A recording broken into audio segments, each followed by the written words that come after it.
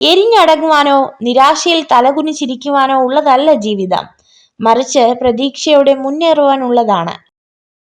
നമ്മളൊരു ബന്ധത്തെ വില കുറച്ച് കാണുകയോ അല്ലെങ്കിൽ അമിത പ്രാധാന്യം നൽകുകയോ ചെയ്യുമ്പോഴാണ് ബന്ധങ്ങളിൽ ഏറ്റവും കൂടുതൽ വിള്ളൽ വീഴുന്നത്.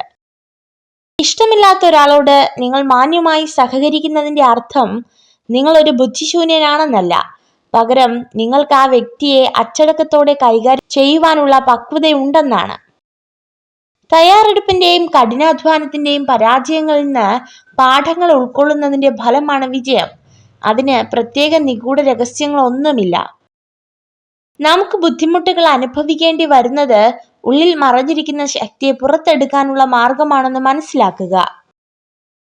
ചില ബന്ധങ്ങൾ അതിരുകടന്നാൽ അവസാനം ഒരുപാട് വേദനകൾ നമുക്ക് സമ്മാനിക്കും. പക്ഷെ അതിനൊരിക്കലും അവരെ കുറ്റപ്പെടുത്തരുത്, കാരണം നമ്മൾ തന്നെയാണ് അതിനുള്ള അവസരം നൽകിയത്. അക്ഷരങ്ങൾ നിരത്തിവെച്ച് എന്ത് നമുക്ക് വായിക്കാം.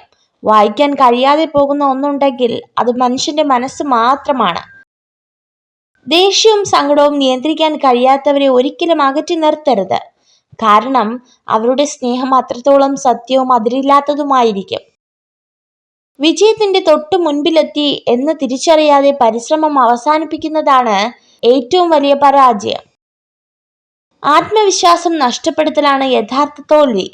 തോൽവികളുടെ അതിജീവനമാണ് വിജയികളുടെ ജനനമാകുന്നത്. നമ്മുടെ പോരായ്മകളെ ഓർത്ത് ദുഃഖിക്കാതെ അവയെ അതിജീവിക്കുവാനുള്ള മാർഗങ്ങൾ തേടുകയാണ് വേണ്ടത്. ഞാനെന്ന ഭാവം ഉപേക്ഷിക്കുക, നമ്മളെന്ന ചിന്ത വളർത്തുക, അഹംഭാവത്തെ മറികടക്കുക, സ്നേഹത്തിനു വില കൽപ്പിക്കുക, ചിരികൊണ്ട് അകലം കുറയ്ക്കുക, അപവാദങ്ങളെ അവഗണിക്കുക. നമ്മളെ ക്ഷമിക്കാൻ പഠിപ്പിക്കുന്ന ചിലരുണ്ട്.